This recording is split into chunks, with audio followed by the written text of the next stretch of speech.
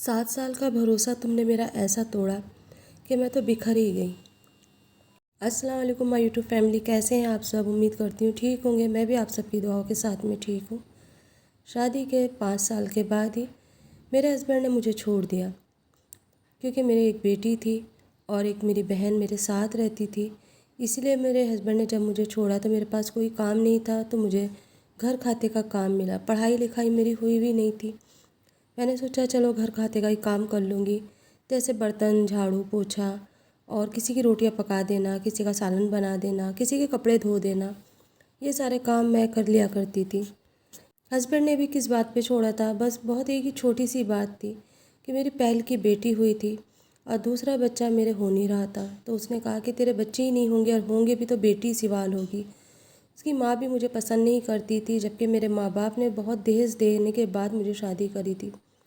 خیر یہ تو قسمت میں لکھا تھا، میں نے بھی یہ سوچ لیا تھا جو قسمت میں لکھا ہے اس سے زیادہ یا اس سے کم کبھی کچھ نہیں ہوتا، اور اس طرح سے اس نے مجھے بے سہارا کر کے چھوڑ دیا۔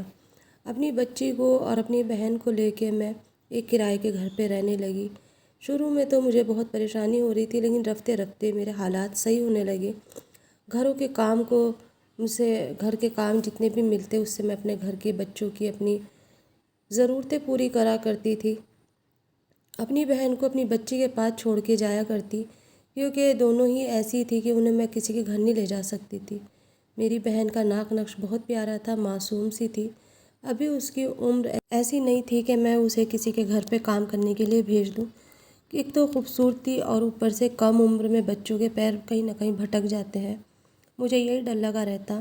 جب بھی میں کام پہ جایا کرتی تو میں دونوں بچیوں کو، یعنی دونوں اپنے جو گھر کے میرے بچے تھے، ایک میری بہن تھی اور ایک میرے بچی تھی، میں تالا لگا جایا کرتی اور وہ اندر ہی رہا کرتے۔ جب میں آتی تو تالا کھول دیتی، ان کے کھانے کا، ان کے ہر چیز کا انتظام اندر رہتا۔ اس طرح سے میری گزر بسر چل رہی تھی۔ بس یہ تو تھا کہ کرایہ دار کبھی بھی آ جاتا تھا، دکان جو روم مالک تھا، اور آ کے یہی کہتا کتنے دن ہو گئے کرایہ نہیں دیا، بچے ڈر جاتے تھے، تو اس لیے میں تالا اور لگا جاتی تاکہ اسے یہ رہے کہ گھر پہ کوئی نہیں ہے اور اچھی بری نظروں سے میرے بچوں کی بھی حفاظت ہوتی رہے۔ ایک گھر کے اندر میں کئی سال سے کام کر رہی تھی، اور جو دوسرا گھر تھا اس میں نے ابھی کام لگایا تھا۔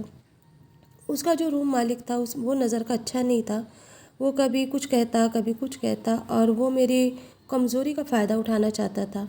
میں نے اسے یہ کہہ دیا تھا غریب ضرور ہے لیکن عزت دار ہے، میں اپنی عزت نیلام نہیں کرنے آئی، صرف تمہارے یہاں کام کرنے آئی ہوں۔ یہی سب کچھ دیکھتے ہوئے میں نے اس گھر کا کام چھوڑ دیا، اور جس گھر میں میں پہلے سے کام کر رہی تھی، اب سے 5 سال پہلے سے، جب میں اس گھر کے اندر گئی نا تو اس نے مجھ سے کہا کہ آج تم کیوں چپ چپ ہو؟ میں نے ان صاحب جی سے کہا کہ صاحب جی، ہم غریب ضرور ہیں پر ہم عزت دار ہیں، ہماری عزت کا کوئی سودا کرے یہ مجھے منظور نہیں۔ میں نے اپنی زندگی ایسی ہی عزت کے ساتھ گزاری ہے، آپ بھی مجھے جانتے ہو، آپ کے گھر میں کب سے کام کر رہی ہوں، اور آپ کی شرافت ہے کہ بی بی جی نہیں ہے اور اس کے باوجود بھی آپ نے کبھی میرے کام کو یا میرے اوپر کوئی غلط نظر نہیں رکھی۔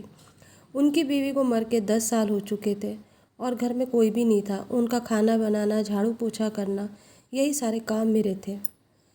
جب تک میں کام کرتی وہ اپنے کمرے میں رہتے تھے، اور جب میں آنے لگتی تو میں کہہ دیا کرتی تھی صاحب جی میں نے کام کر دیا، کھانا بھی بنا کے رکھ دیا ہے، اب آپ کھانا کھا لینا۔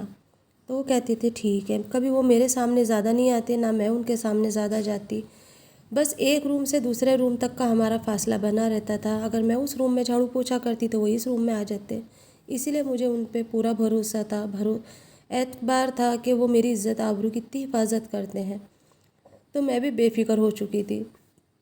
کچھ دنوں کے بعد میں اچانک میری طبیعت خراب ہوئی، مجھے بہت تیز بخار تھا۔ میں نے کبھی بھی اپنی بچیوں کو نہیں بھیجا تھا کہیں پر بھی کام کرنے کے لیے۔ اس دن میں نے کہا کہ اگر صاحب جی آپ برا نہ مانو تو کل سے میری بہن آئے گی آپ کے یہاں کام کرنے، کیونکہ مجھے بخار آ رہا ہے اور اس میں چکر آتے ہیں اور کام بھی صحیح سے نہیں ہو پاتا ہے۔ انہوں نے کہا کوئی بات نہیں، آپ اپنی بہن کو بھیج دینا اور وہ کام کر کے چلی جائے گی، اسے سمجھا دینا، یہاں تک کہ کہا کہ دروازے تک چھوڑ کے جانا اور پھر یہیں سے آ کے لے جانا۔ میں نے کہا ٹھیک ہے۔ بس اس دن جب مجھے بہت تیز بخار تھا، میں نے اپنی بہن سے کہا کہ آج آپ چلے جاؤ اور جا کے کام کر کے آ جاؤ، اور میں نے اسے سارا کام سمجھا دیا۔ وہ کہنے لگی ٹھیک ہے آپی میں چلی جاؤں گی، اور میں نے اس کو بھیج دیا۔ میں اس کو گھر تلک چھوڑ کر آئی۔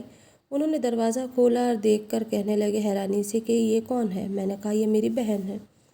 کہ اتنی خوبصورت، اتنی پیاری، تم پورے ہی خاندان تمہارا اچھا ہے شاید۔ میں نے سوچا وہ میری تعریف کر رہے ہیں، میں بڑی خوش ہوئی اور میں نے کہا صاحب جی میں شام کے ٹائم پہ اسے یہاں سے لے جاؤں گی۔ کہنے لگے ٹھیک ہے۔ بس اس دن میری بہن نے اچھے سے کھانا وغیرہ ان کا بنایا اور پھر اس کے بعد میں گئی وہاں پر اور جا کے میں اپنی بہن کو لے آئی۔ 2-3 دن تک میری بہن ایسے ہی ان کے گھر جاتی رہی اور میں اس کو لاتی رہی۔ مجھے نہیں پتہ تھا ان کے دل میں کیا چل رہا ہے کیا نہیں چل رہا ہے۔ ایک دن وہ ہمارے گھر آئے، آ کے کہنے لگے کہ تم اتنے برے حالات میں رہ رہی ہو، اس گھر کے اندر تمہاری گزر بسر کیسے ہوتی ہوگی؟ میں نے کہا کہ صاحب جی بس آپ سب کی مہربانی ہے، میں اپنے گھر کو ایسی چلا لیتی ہوں، بس عزت ہمیں پیاری ہے، ہمیں پیسے سے اتنا پیار نہیں ہے، اتنا مل جائے کہ ہماری گزر بسر ہو جائے۔ وہ کہنے لگے کہ ٹھیک ہے ایسا ہے، میں سوچ رہا ہوں کہ میں تمہاری بہن کا اچھے گھر میں رشتہ کرا دوں گا اور ایک خواہش میں بھی رکھتا ہوں تم سے۔ میں نے کہا جی بولیے صاحب جی۔ کہنے لگے کہ ایسا ہے، ابھی تمہاری عمر ہی کیا ہے اور 2 بچوں کی تمہارے سر پہ ذمہ داری ہے، ابھی تمہاری بہن بھی بڑی ہو گئی ہے، اس کا بھی تمہیں کہیں نہ کہیں کرنا ہے۔ میں چاہتا ہوں کہ میں تمہارے سر پہ اپنی چادر ڈھانک لوں، تم مجھ سے نکاح کر لو تاکہ ان دونوں بچوں کی شادی کر کے میں ثواب کما لوں۔ پہلے تو میں ان کے چہرے کو حیرانگی سے دیکھتی رہی، پھر میں نے سوچا کہ انہوں نے میری عزت کی اتنی حفاظت کری ہے اور نکاح کر کے یہ مجھے اپنانا چاہتے ہیں، اس کا مطلب یہ ہے کہ یہ بہت شریف ہے۔ اور بس میں نے ان سے کہا کہ ٹھیک ہے صاحب جی، آپ جیسا صحیح سمجھے، لیکن مجھے کچھ وقت دیں، میں اپنی بہن سے رائے مشورہ کر کے پھر آپ کو جواب دوں گی۔ بس بات یہیں ختم ہو گئی۔ اگلے دن میں پھر کام پہ گئی، پھر اسی طریقے سے ہماری روٹین بنتی رہی، لیکن انہوں نے اس بیچ میں کبھی کچھ نہیں کہا، نہ ہی میں نے کچھ کہا۔ اچانک میری بہن نے کہا کہ اپی انہوں نے آپ سے نکاح کی خواہش ظاہر کی تھی، آپ نے کیا سوچا؟ میں نے کہا کہ میری کچھ سمجھ میں نہیں آ رہا ہے، میں کیا کروں؟ اس نے کہا اپی یہ اچھا آدمی ہے، میں بھی اتنی بار کام کرنے گئی، میں نے اس کی آنکھ میں کوئی کھوٹ نہیں دیکھا، آپ ان سے نکاح کر لیں اور ہم بھی سب ساتھ میں رہیں گے، اچھا رہے گا۔ جن چیزوں سے آج ہم ترستے ہیں وہ ہمیں صحیح طریقے سے ملے گی۔ بس میں نے انہیں پھر ہاں کہہ دی۔ ایک دن انہوں نے خود نہیں ہاں مجھ سے کہا کہ تم نے مجھے جواب نہیں دیا۔ میں نے کہا کہ آپ کوئی سا بھی دن مقرر کر لیں، میں نکاح کرنے کے لیے آپ سے تیار ہوں اور ساتھ میں میرے بچے بھی یہاں آئیں گے۔ انہوں نے کہا میں اسی لیے تو آپ سے نکاح بھی کر رہا ہوں کہ دونوں بچوں کے میں فرض ادا کرنا چاہتا ہوں۔ سب سے پہلے میں آپ کی بہن کا نکاح کرا دوں گا کہیں اچھے گھرانے میں، پھر اس کے بعد میں آپ کی بیٹی کا بھی اسی طریقے سے کرا دوں گا۔ میں نے کہا ٹھیک ہے، اور بس اس طرح سے ایک دن میرا ان سے نکاح ہو گیا، رخصت ہو کے میں اس کرائے کے گھر سے اپنے بچوں کے ساتھ ان کے گھر آ گئی۔ جس رات میں ان کے گھر آئی، جس دن میرا نکاح ہوا، اس دن انہوں نے مجھ سے کہا کہ آپ آرام کرو، پورا دن ہو گیا، تھک گئی ہوں گی اور اپنے بچوں کو لے کے آپ یہاں اس کمرے میں سو جاؤ، میں اس والے کمرے میں سو جاؤں گا۔ مجھے بہت ہی اچھا لگا کہ وہ میری عزت کر رہے ہیں، میں نے یہ سوچا، اور اس طرح سے میں اپنے بچوں کے اور اپنی بہن کے ساتھ ان کے کمرے میں سو گئی۔ انہوں نے مجھے ہاتھ تک نہیں لگایا اور اگلے دن صبح میں نے ناشتہ بنایا، وہ بڑے خوش تھے۔ خوش ہونے کے بعد میں انہوں نے کہا کہ کچھ پیسے ہیں، جاؤ گھر کا جو سامان ہے وہ لاؤ، اپنے بچوں کے کپڑے لاؤ اور اپنی بہن کے بھی کپڑے لاؤ، اس کے بھی بہت بیکار کپڑے ہیں۔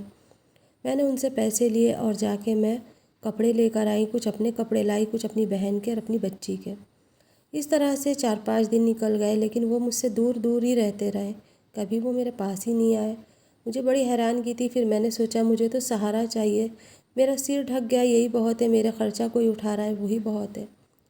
لیکن ایک دن اچانک ہی ہے نا انہوں نے مجھ سے کہا کہ گھر کا سارا سامان ختم ہو گیا ہے اور میرے ہاتھ میں ایک موٹی رقم دی، کہا یہ سارے سامان لے کر آؤ، کچھ برتن وغیرہ ہے، کچھ کھانے کی چیزیں ہیں اور یہ سب چیزیں لے آؤ۔ میں نے کہا آپ چلے میرے ساتھ، وہ کہنے لگے نہیں، تم چلی جاؤ اپنی بچی کو لے کے اور گھر کا کام تمہاری بہن کر لے گی، اس کا نام میں یہاں پہ شو نہیں کروں گی۔ بس اس طرح سے میں اپنا سامان لینے کے لیے، گھر کا سامان لینے کے لیے چلی گئی، اور مال میں تو آپ کو پتہ ہی ہے کتنی دیر لگتی ہے۔ جب اپنا گھر کا سامان لینے گئی تو وہاں مجھے کافی دیر لگ گئی۔ جب میں گھر آئی تو آنے کے بعد دیکھا میری بہن ایک کونے میں بیٹھی ہوئی رو رہی ہے اور اس کی ہٹکیں بندھی ہوئی ہیں، اس کے کپڑے پھٹے ہوئے ہیں اور اس کے بال بکھرے ہوئے ہیں۔ مجھے کچھ سمجھ میں نہیں آیا، دوسرے کمرے سے میرے شوہر جنہوں نے ابھی مجھ سے نکاح کرا تھا وہ نکل کے جا رہے تھے، راستین اوپر کر رہے تھے اور مسکرا رہے تھے۔ میں نے اپنی بہن کو جا کے گلے سے لگایا، میں چپٹ گئی، میں کہنے لگی کیا حالت ہوگی، کس نے کری تمہاری یہ حالت؟ وہ کہنے لگی کہ آپ کا جنہوں نے آپ کے سر پہ چادر ڈھکی انہوں نے میری عزت کو لیلام کر دیا، میری عزت تار تار کر دی۔ میں دیکھ کے گھبرا گئی، میں ان کے پاس گئی، میں چیخی، میں نے ان کا گریبان پکڑ لیا اور کہا کہ تم نے یہ کیا کرا میری بچی بہن کے ساتھ؟ بچی سمان ہے یہ تو تمہاری اور بہت کم عمر ہے، اس کے ساتھ تم نے یہ زبردستی کیوں کری؟ کہنے لگا کہ میرا تو پہلے ہی دل اس کے اوپر آ گیا تھا جب میں نے اسے پہلی بار دیکھا تھا، لیکن اگر میں اس سے نکاح کرنا چاہتا تو تم نہیں کرنے دیتی، اسی لیے میں نے تمہیں شکار بنایا، پہلے تم سے نکاح کرا اور پھر اس کے بعد اس کا شکار کرا۔ مجھے بڑی حیرانگی ہوئی، میں بہت روئی، اپنی بہن کو لے کر میں نے کہا کہ میں اسے پولیس اسٹیشن لے جاؤں گی، اسے انصاف دلاؤں گی، لیکن اس کمبخت نے وہاں پہ پیسے بھر دیے اور میری بہن وہاں سے بھی نا امید ہو کر آ گئی۔ اس نے کہا کہ یہ گھر کوٹھا نہیں ہے، یہ گھر ہے، طوائفوں کا اڈہ نہیں ہے، اس گھر سے اب تم جا سکتی ہو۔ مجھ سے نکاح کرا، میری بہن کی زندگی برباد کری اور اب گھر سے نکالتے وقت ہمیں اتنے غلط الفاظ کہے۔ نہ میں یہاں کی رہی نہ میں وہاں کی رہی، اسی لیے کبھی بھی کسی انسان پہ، کسی آدمی پہ نا بھروسہ نہیں کرنا چاہیے۔ اس کی پہنچ بہت بہت بڑے بڑے لوگوں سے تھی، میں کہاں جاتی اپنی بہن کو لے کے؟ اسی لیے میں اسی گھر میں آ گئی جس گھر سے میں خالی کر کے گئی تھی، اور پھر وہیں آ کے اپنی بہن کو رکھا اور کہا کہ صبر کر، اللہ اس کا اجر ضرور دے گا، تیری عزت آبرو کی حفاظت اللہ اب کرے گا۔ میں تو نہیں کر سکی لیکن اللہ سب دیکھ رہا ہے۔ اس نے تو ہمارے ساتھ ظلم کرا ہے لیکن اللہ دیکھنے والا ہے، کیونکہ میں کہاں جاؤں، کس سے فریاد کروں، کسی کے سامنے کہہ بھی نہیں سکتی کیونکہ میری بہن کی بدنامگی ہوگی۔ اس نے تو ہماری زندگی کو مذاق بنا کے ہوا میں اڑا دیا، پر اللہ جب بدلہ لینے پہ آتا ہے نا تو اللہ ضرور بدلہ لیتا ہے، اور وہ ایسا کر دیتا ہے کہ نہ انسان یہاں کا رہتا ہے نہ ہی وہاں کا رہتا ہے۔ میری بہن کو میں عزت کے ساتھ میں اپنے گھر تو لے آئی، پر اس کے دل کے زخم کو کیسے صحیح کروں؟ اس کی عزت جو تاڑ تاڑ اس نے کری اسے کیسے سنبھالوں؟ رات اور دن میری بہن روتی رہتی ہے اور کہتی ہے کہ آپی میں اپنے آپ سے بھی نظریں نہیں ملا پا رہی ہوں۔ اس نے مجھے چائے کے لیے بلایا تھا کہ ایک کپ چائے دے دو، اور فوراً ہی اس نے دروازہ بند کر لیا اور بولنے لگا کہ تمہاری بہن کو کچھ پتہ نہیں چلے گا، تم میرے کمرے میں یہاں رہو، اور پھر اس نے اپنی ہوس کا مجھے شکار بنایا۔ آپی آج کے بعد میں کسی آدمی پہ بھی بھروسہ نہیں کر سکتی، اور واقعی میں کرنا بھی نہیں چاہیے۔